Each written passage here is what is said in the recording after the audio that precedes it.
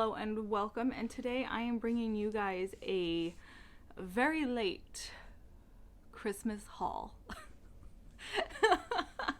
And it is very late, but also for the record, my family had to do 2 Christmases because my grandparents had gotten sick, so we ended up having to split Christmas. So I wanted to wait until after I had done both Christmas celebrations, just on the off chance I got books.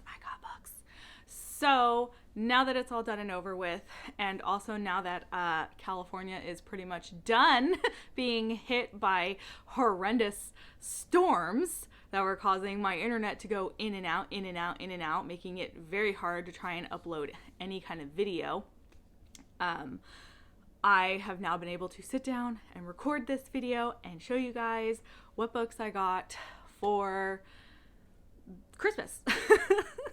So with that said, let's just jump right into it, because I will have to say I am very, very excited about all the books that I got for Christmas, and I'm so glad that I got all of them. So let's go ahead. Starting off with some manga, because I did get some manga. We got volumes 6 and 7 of Fist of the North Star. My younger sister got these for me. I told her I needed volume 6. I didn't know volume 7 was out, so she grabbed volume 7 as well. But got those ones. These are great. This is a much older manga series that is getting these super fancy hardcover reprints, and I absolutely love it. The best way for me to describe it is to say that it is very Mad Max vibes, and that's coming from someone who has only ever seen commercials for Mad Max and never actually watched it. But it's those dystopian biker gang vibes where everyone is fighting for power. So definitely a great one, but do know, because it is much older, there are some at times misogynistic and sexism kind of like moments within it, but it's still really great, and I definitely enjoy the art.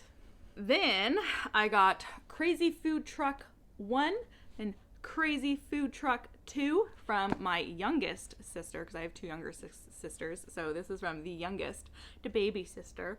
I have no idea, honestly, what this manga is about, but I had seen it at Barnes & Noble, and I was like, I want to read that. Because if there's something I like, it is random, it has random themes and ideas for mangas. And I was like, Crazy Food Truck? Like, are they fighting while living in like a deserted world? Like, what is this? I don't know. I never read the synopsis. I saw the name and I was like, I want it. But looking here, it says Gordon is a gruff middle-aged cook running a food truck in a sand-covered wasteland. That's all I need to know. That is a gruff middle-aged man. I love those characters. They are my favorite. So yeah, definitely looking forward to getting to these 2. Moving on from that, my eldest sister, because there are 4 daughters in my family, for any of you that would like to know. I am the second child. She got me Apprentice to Masters 4. Yeah, 4. Wizard's Hatchling by James Eggebine. So, looking forward to getting around to this one. But it's got a nice little dragon on it. My parents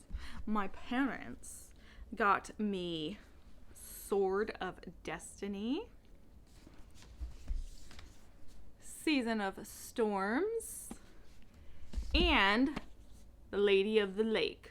The last 3 books that I needed for the new Witcher hardcover, super beautiful, fantastic editions, because these covers are amazing. And out of these 3, I like this one the most. Like, I like the way he looks. He looks so cool. But yeah, now I have the whole set, and so now I can get them onto the shelf looking all purtiful. So definitely happy about these ones. And now these next ones came from my grandparents. I sent them a list because my grandmother was like, oh, just give me a list of some books you want. I sent her the list. She bought everything on the list. thankfully I controlled myself and only sent 5 on that list, because I was like, oh, I'll send her a couple, like a variety, so she could pick one or 2 or whatever, and she decided to just do the whole list. And so I was like, so that was so fun. But first up, we had Voidbreaker by David Dalglish. I'm sorry if I said that wrong, but this is book 3 in the Keepers series. I have books 1 and 2. I've heard this has like Arthurian inspiration behind it. I don't know if that's true or not. I've never actually read Dalglish before, but I do see him get recommended a ton in the community. So I am looking forward to this one, and finally getting the chance to start it this year. Then we have Daughter of the Moon Goddess by Su-Lin Tan.